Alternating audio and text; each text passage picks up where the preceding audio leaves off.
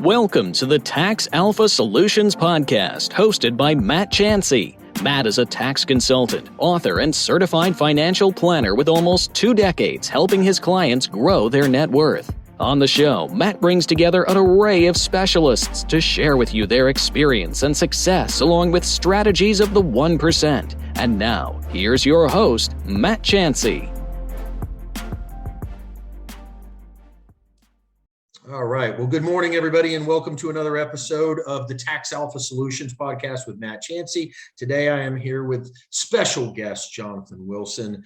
Jonathan is a dynamic leader focused on organic and inorganic value creation for startup, fintech, and more traditional organizations.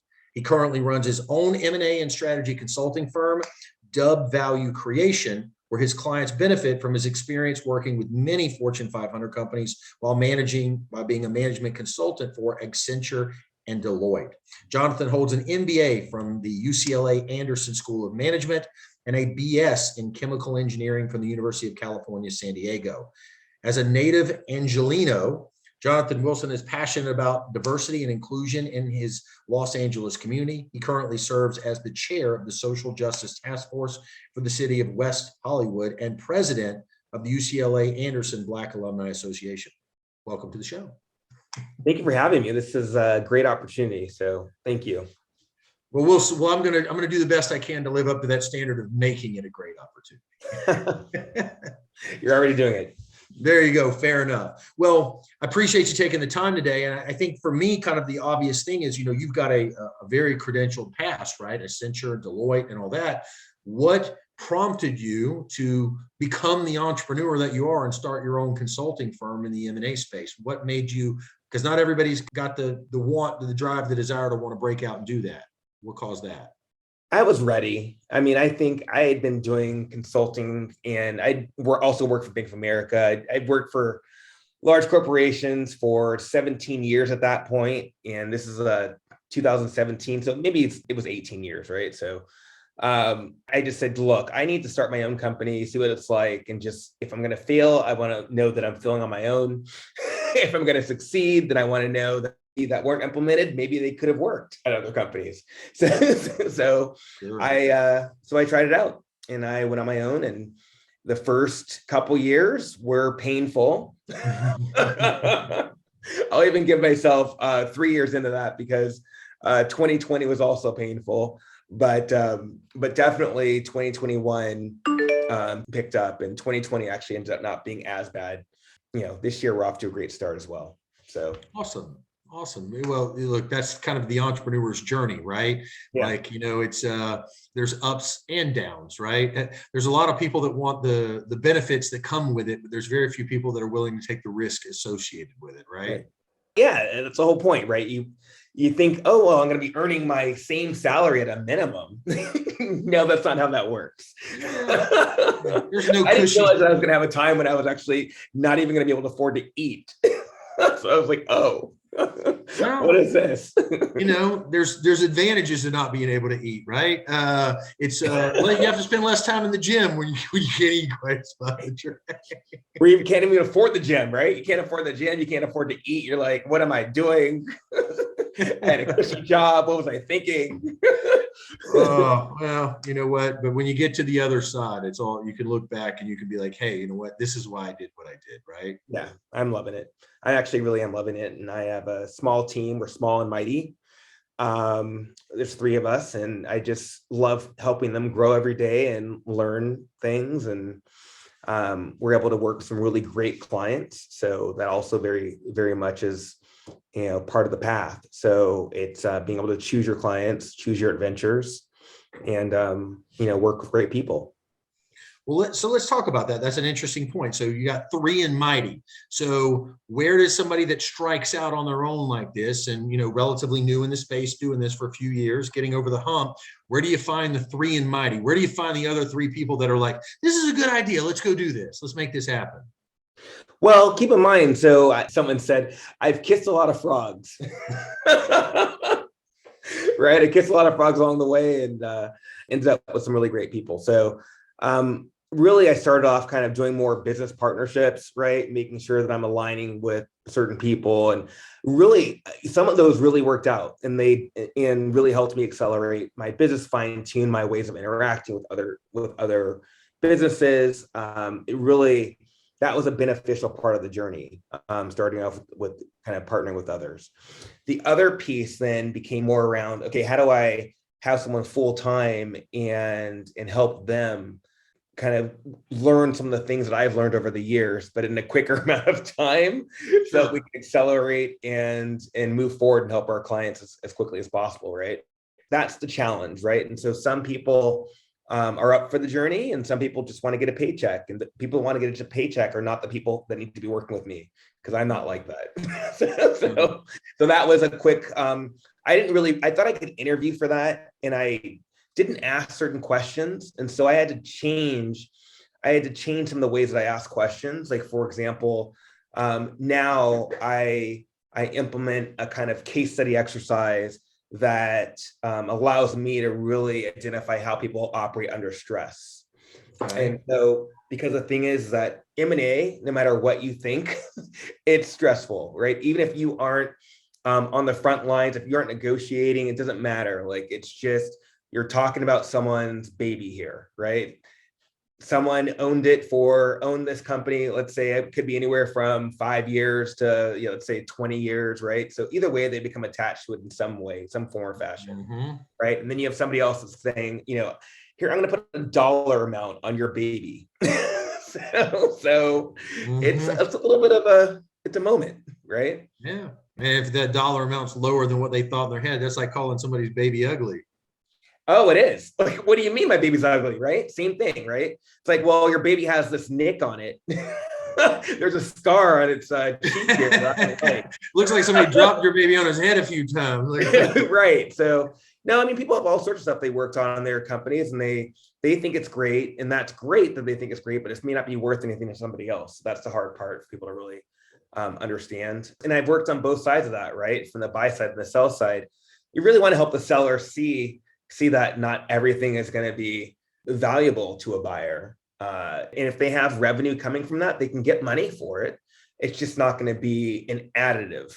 So that's just something that it's hard to really work with that, to help sellers really understand that.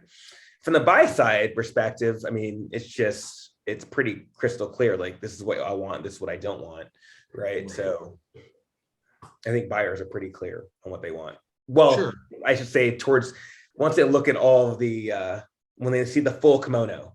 So, right. When they see everything that's going on, they understand. You're like, yeah, totally understand that perspective. It's different when you're looking at it from the buy side, because you're like, well, these pieces I like and I want to buy this stuff, but this stuff, I'm going to get rid of it anyway. Don't necessarily want to assign any value to these elements of it because I'm not going to use it anyway. So totally understand. The hard part too is actually, I mean, due diligence, right? You're really trying to validate everything that the seller's been telling you, right? And so asking all of the right questions is very important, making sure you're looking at all the potential risks and synergies across all elements, not just the financials, is very key. And I think sometimes people get caught up in, well, what do the financials say? The way that a company works and the way that they operate and the management style, there's a lot to understand in terms of what you have to unpack once it becomes part of your organization. So yeah, we have a pretty good system in terms of how we advise our clients due diligence phase. And then also we work with them, partner with them on integration as well. So, but yes, we have a pretty good system when it comes to that stuff. Good. Well, integration is when the rubber hits the road, right? Like, can we, a lot of people talk in that space about fit or culture, right? Will the culture from the previous business carry over with new ownership? Is there some consistency, and will it work or will it not work? I mean, how big is that conversation? I mean, obviously, culture in your own personal business made a big deal because you just basically said, I got to find a way to interview people that want to kill what they eat, right? And if I find somebody that culturally doesn't want to do it that way, that's a ton of friction, and I've experienced it training people in my own space. They're like, oh, I learned what you learned in like a year. And I'm like, you learned what I learned in a year because I gave you the synthesized version of it after 15 years of trial and error. And I excluded all of the bad nonsensical stuff, right? 100%. That's exactly right. Exactly right. It seems easy when you hear me talk about it now because you didn't go through the 14 years of misinformation that I had to muddle through to kind of figure out this version of it, right? People telling you stuff that's just not even right. You're like, why am I doing this? And then you realize, oh, they weren't right. They weren't right. Yeah, that person, not so much an expert. So yeah, I get it. So how do you do that so part of your due diligence process, obviously we're not talking about the financials right now, but how do you what processes do you go through to make sure culturally it fit? Is it a gut thing? Are there some analytical tools that you ultimately use? And I don't want to like a Colby or a Myers-Briggs or something to see how people are wired in, or do you have your own process for how you say, culturally this should work? I have to tell you that culture fit isn't always important. And the reason why it's not always important, it depends on what you're buying the company for, right? Okay. If you want the people and the talent, that's when it becomes important. Okay. On the other hand, you're just looking for their customer base so you can cross-sell, or you're looking for their technology so you feel like you can actually kind of embed it within your systems and work with it, and it can help you run faster. There's different reasons why people buy companies. And if you're not looking for the people element, then it's really not a huge deal. However, in today's world, we are very much interconnected now with the way that people think and the way that a business operates. So I would probably argue to say that more often than not, culture fit is going to be something that you're going to have to dive into. I'm working with a company, right now we're working on integration. We really want to keep their culture intact. And that's one of the big things. And I applaud the CEO for that. And keeping their culture intact, you really want to think through, okay, am I making sure globally that I'm engaging all the right people? Do we want to make sure that we're looking at some of the DEI initiatives and helping them to continue on with those initiatives that they're doing today? How do we make sure that our other policies and procedures that might be modifying don't compromise the very culture that they've built over the past 20, 30 years, right? Sure. So those are things that we're thinking through as we do the integration, and we actually have that as a targeted part of our work stream. So I think culture should be a work stream in your integration phase for sure. Very cool. Interesting. I've never heard the term work stream before. Elaborate on that, where that came from. So work stream, those are different, what I would call tranches of work. So different areas of focus. Okay. And typically they're functional areas. So you would have something along the lines of, let's say, finance. You'd have maybe something for tax. You'd have something for sourcing or procurement. You'd have different areas. So HR being one of them. Typically the big areas are HR, finance, technology. Those are the ones that are probably the ones that sales. And what are you doing for sales? What are you doing for sales and marketing? operations, supply chain operation? Right? Yeah, if you're a consumer products company, definitely supply chain is a major topic nowadays. So having people that are experts in those certain areas, or having team members that are both from the buy side and the sell side in the integration that are familiar with how it works at the organizations, so they can collaborate and identify something that will work going forward, is very important, right? So even if you aren't looking to change someone's supply chain operations, it's important to understand what they do so you guys can partner effectively together, right? So understanding how these work streams and functional areas operate is very key to successful integration in my mind.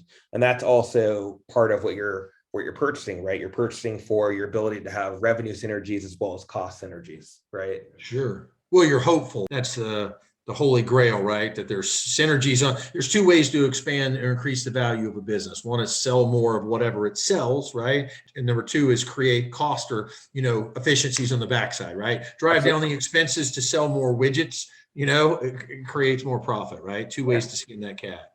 And sometimes it's not even about the cost synergies. It's just really about the revenue synergies, right? So it could be Sure. and or, right? Sure. Interesting. No, thanks for kind of indulging a little bit there. That helps make helps make a lot of sense. I think not everybody's trying to buy a business for a different reason. Everybody's kind of got their own agenda. And to your point, it's maybe we don't even want the humans, right? I just want the customer list, right? Or whatever it is. So, understanding what the purpose is, what the reasons are for that buyer. So in our pre-call meeting, also that it's important if someone is selling their company, and if they have a tie to their people, that they make sure they vet the buyer's desire, at least stated desire, when it comes to their people. Do you have any stories on that specifically where somebody was, because I have a really good story in that particular space where somebody particularly sold a business and they retained them on a few years earn-out agreement type deal. And after about 6 months of the earn-out, they started making them fire legacy employees, right? That had been there. People that were considered like family that had been with the core business for like 20 and 30 years. They're like, yeah, that person's just obsolete in our business model on a go-forward basis. And they're like, yeah, that person's like my aunt. She's been here for like 30 years. I can't, so that's, how big an issue is that in your thing? Hey, we're gonna let some of these people go. We don't see all of these people surviving the transition. Is that a reason for a seller to sell or not sell? So I don't think that people come in with that crystal clear of a picture of like, we're going to get rid of all the people. I think they have a certain way of thinking, and their thought process is that we'll see how these people do in the new organization. And, to be quite frank, not everybody is looking to change their mindset once they're working for a new owner. They may not want to change their mindset. They may not want to do things according to the way the new boss does things. So sometimes people need to go. That's when that changes. But there's other times where, the new owner has to think about, does this company have the capabilities that I need to move forward? And then maybe what are some of the, I guess you could call, roadblocks to achieving those capabilities? And after getting a deeper sense of how the organization operates, you can really understand what your kind of strategy looks like. We can understand who your players are going to be. And after a few months, you have a much better sense into the integration stage. But I don't think people start off with the sense of we're going to wipe out all their people. I think the whole point is it should be good intentions, right? So, well, even if they did, they wouldn't disclose it, right? Right. If someone says, we're really excited about your technology, if they aren't asking questions about your people, that's a sign, right? You mean you have people in your business? Really? Okay, great. Right. Yeah. If they aren't asking questions about your people, about your benefits, your policies, if they aren't asking questions like that, then they may not care about your subtle red flags, right? If as a seller, you're concerned with the legacy of the people that you've given jobs to, and that matters to you, right? Like, would you say that matters to all people, all sellers of all businesses? Are they concerned with the employees that they left behind? I wouldn't say, well, the people that I work with, yes. But I wouldn't say that that's necessarily the case for all sellers. Sometimes sellers are in a really bad situation. Somebody might be sick with cancer in their family and they have to sell their business. There's all sorts of reasons why people have to sell. And some of it is really unfortunate, right? That's true. A lot of times business owners aren't thinking about their exit plan.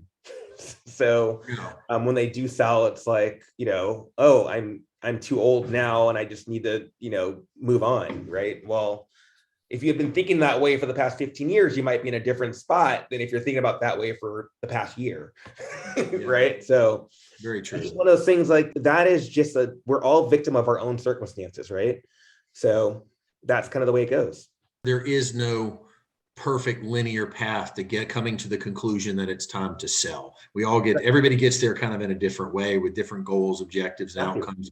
Yeah, it's not a one size fits all solution. It's very custom for every person.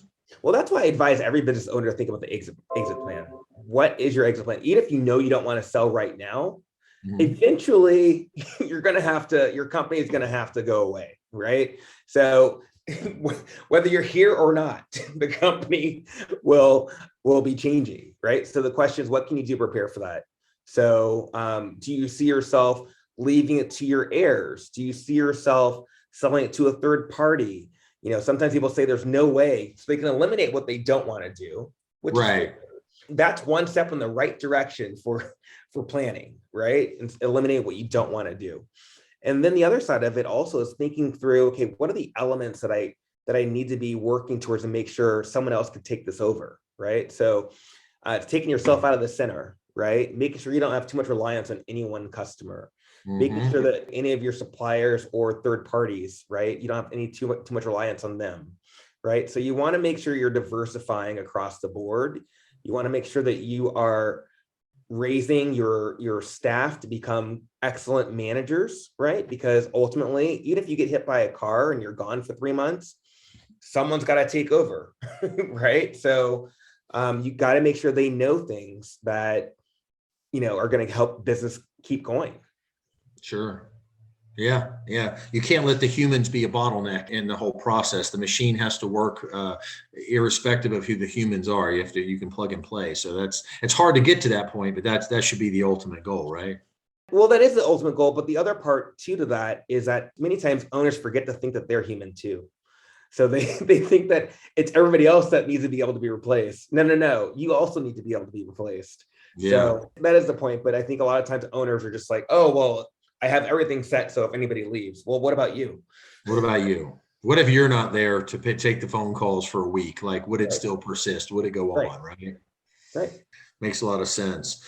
So in our pre-call, you brought up something talking about the differences. You look at a couple of different silos, regulated and non-regulated industries, right? Absolutely. So talk to me a little bit about that, about how you've seen maybe it's not startup or middle market or whatever it is anymore. It's regulated and non-regulated. Maybe it's a different lens that you see it through today. Can you explain why that is?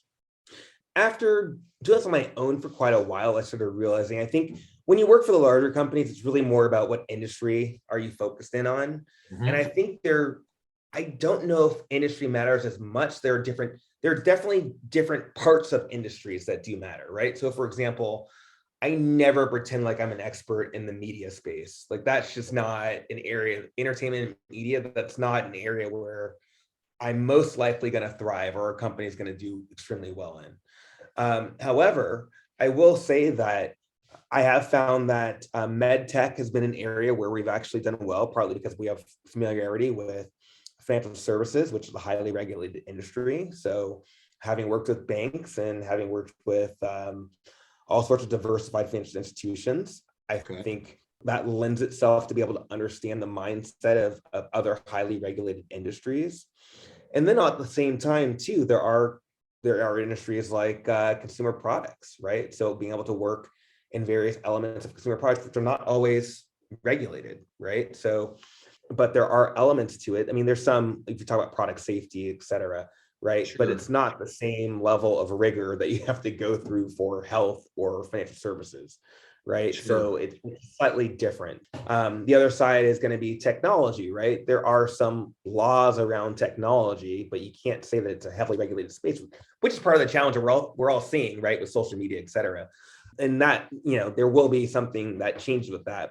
But when you think about how to implement those ways of working in those functional work streams that I was talking about earlier, that's going to matter a lot more, right? So the rigor that you look at when you start looking at who do we want to be in 3 months, who do we want to be a year from now, and who do we want to be long-term as we integrate, that's going to be something that you really think through. It's going to be different if you're regulated versus non-regulated. Also, you have to make sure there are certain hurdles that you have to hit if you are a regulated organization, right? Sure. There's EEOC compliance is another thing that hits all businesses, right? You have to make sure that you're EEOC compliant when you're over a certain threshold, I should say, of employees. Sure. So, well, there's, the regulated thing is a blessing and a curse, right? And on one side, it's a barrier to entry. It doesn't let just anybody slide into the space. There has to be some underlying expertise, licensure, or whatever that goes with it, and so that could be a good thing and a bad thing, right? Keeping some people out. Well, yeah, but you have to have a different lens when you're doing the integration side, because you have to make sure that you are compliant, right? Right. And your list of what you're compliant for is much heavier for the heavily regulated industries versus the light touch regulations, right? Sure. So, I kind of wish the consumer product space was a little bit more regulated, because my experience, and you maybe can speak to this, is in the consumer product space, the way that people market today, you can market really well a pretty lousy product. And if you're a great marketer of it, you could build a good business around a pretty lousy product, right? Whereas rock, right? I mean, that's an example of such like a great idea to sell something that really gave no value whatsoever. none. It has negative value, actually. But you know what? They made a lot of money. We did. I never shame the entrepreneur because it's really the people that bought it. Sure, but to your point, so like I'll give you an example. I think I saw, last night I was watching television. There was a random TV commercial on about like a bite guard, a mouth bite guard, right? And it doesn't say FDA approval and all the other stuff, but best technology in the market. You won't grind your teeth anymore on the other stuff, but how do I know that? Like, how do I, know what I'm saying? I don't know that, right? Who's validated that? Like, yeah, I want to see some sort of some quality check on there.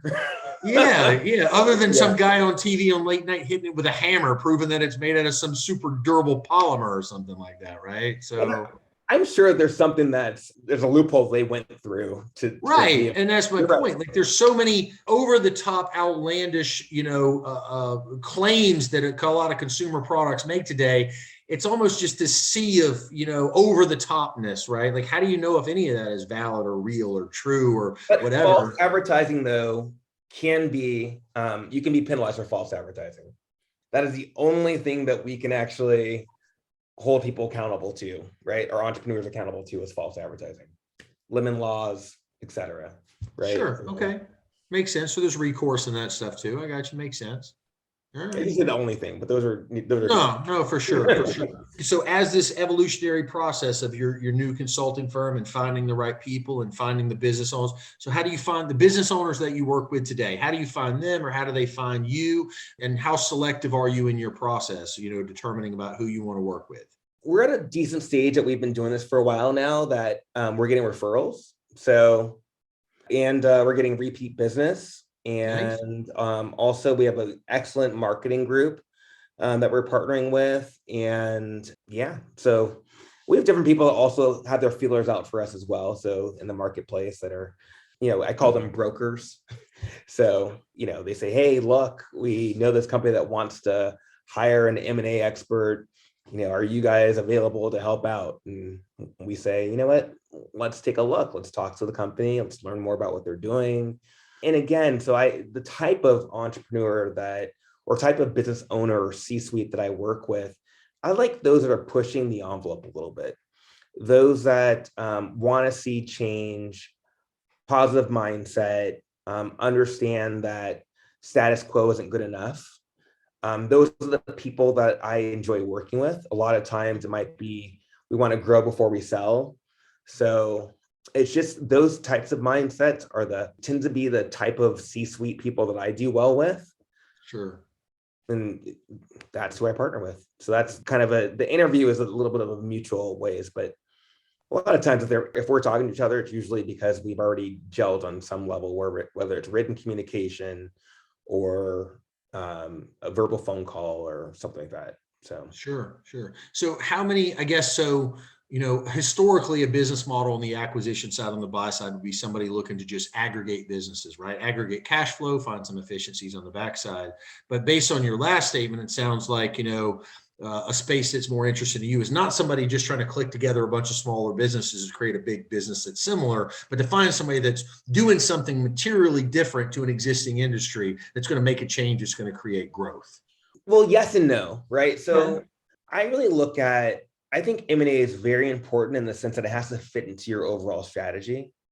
You have to have a vision for your company, right? And if you are buying a company or purchasing an organization, it's because they have a capability that you want to either enhance or that you just want to have or purchase, right? So that capability though has to fit into your overall vision, right? You can't just say it's not the time of the 60s anymore. It's not the time where you you sell clothes, but you also sell tires.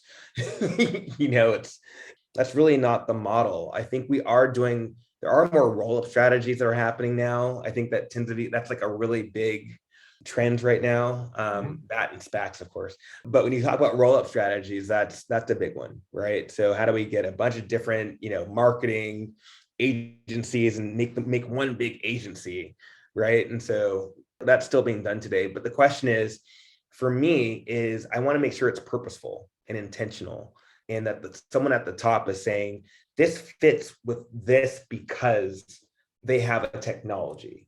Sure. This fits with this because the CEO that works at this company currently is great at managing people, but does not really great at always executing. And this company is really good at execution, but he's not always great at this people. His people hate him, right? So then it's like merging those two together. It's like, okay, maybe that could make a really good company. Sure. Someone who's thoughtful around how that's going to work together and has a bigger vision, not thinking about just 3 months out or just 1 year out, but more like 3 to 5 years out. Sure. And in some cases, it's 10 years out. But yeah. Look, a lot of ideas are a dime a dozen. The execution of the ideas are 100% really hits the road, right? Can you get in there and can you actually do it? You can see it, but you can't always get to what you can see. It's just, the pieces are too complicated sometimes. So do you ever see?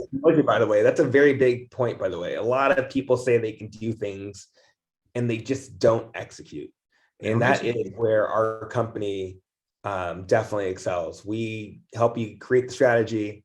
We also will help you execute the strategy. So it's all right. So that begs a question, right? Have you seen business owners come to you that have articulated their strategy and what they're looking to do, and you look at it from a strategy standpoint, and based on your knowledge and experience, you kind of fundamentally disagree that strategy is going to work?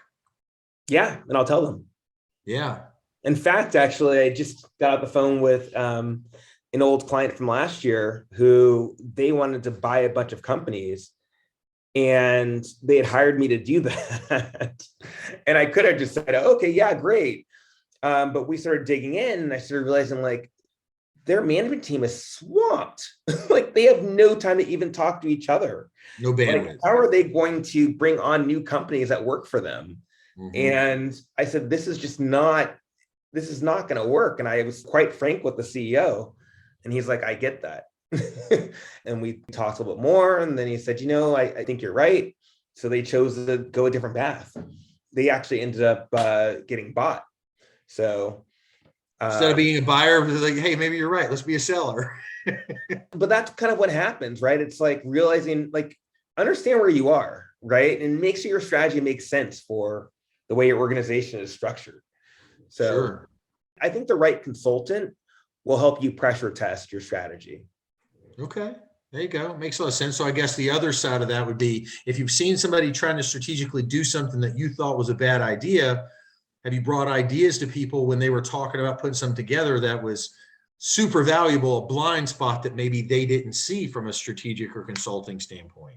That's literally why they hired me. And not to give away the secret sauce, maybe you have an example. I don't want you to disclose any, proprietary information or anything, but have an example of something maybe you brought to the table for somebody that was literally just so that's interesting to me. Okay, wait, hold on. Let me think through that for a second. So somebody comes to you and says, I'm going to hire you as a strategy consultant, and I am in this business, and I'm thinking about buying it. Is it as open-ended as, I want to grow through strategic acquisition? In your professional opinion, what should I be looking to buy and why? Is it really that open-ended, or is it more targeted? No, they think they want to do something, and no one's told them what they need to be thinking about in order to be able to achieve their vision. That's a lot of what it is. And so just having been doing this for 22 years. Yeah, you've seen it. I can see what the issues are, and I ask questions, and they're like, oh, I get that, or, oh, I need to think about this, or, oh, I need to change that. So it's a natural part of dialogue. I think that's why you want to have a consultant, because we all have blind spots. Sure. Even for me, I hire people to help me out, because I know that I have blind spots because I'm looking at my own company, right? So theoretically, I should be able to do my own bookkeeping, right? but it's not a good idea for me to be looking at bias, blind spots, overconfidence, right. All those things. I can do that. You're like, yeah, nobody else has ever, so I don't see why you can't, right? Right. You just need to be able to always just recognize that we aren't objective when we think of ourselves, right? So. Sure. So when you're working on this, so I'm going to flip to that. That's very interesting, going down that little rabbit hole. Thanks for sharing. So when you're looking at the sell side of an engagement and somebody's thinking about potentially, hey, maybe it is time to sell, I find sellers fit into a few different boxes. The ones that are, hey, I'm going to sell this thing, and then maybe I'm going to get into a new thing, a new business. I learned something in this business that made me think I'm in the wrong business. I want to be in a different business. I want to jettison all this and I want to get into something else. But you also have those people that are maybe at or near retirement or not sure what they want to do. Maybe they don't want to launch right into a new business. And so some of the stuff we see on our side is people say, hey, I got three primary concerns. If I sold the business, what do I do with all this money? I can't stick it in the bank account because the bank yields nothing, right? And we live off of income, not assets. So where could I reposition these dollars, a new business, a piece of real estate, an investment portfolio, wherever that can generate income that I can live off of? And how do I mitigate taxes in a significant way? Not that you get into that conversation and have it. I'm not suggesting that, but what are those conversations like that? Are they coming up? Are sell side people concerned with those things? Are those roles and responsibilities for the other advisors? And do you collaborate and talk with their other attorneys and CPAs and their legacy advisors that get them to this process? So I like that you asked that question, because I think people do assume that I'm giving the overarching advice around what people want to do with their excess capital. And the truth of the matter is, I am not that person. I am not that person. If you have a goal of wanting to grow by acquisition or inorganically it can also be strategic partnerships, right? Or JVs, et cetera. So many ways of growing inorganically. If you have ways to grow your revenue, call me, right?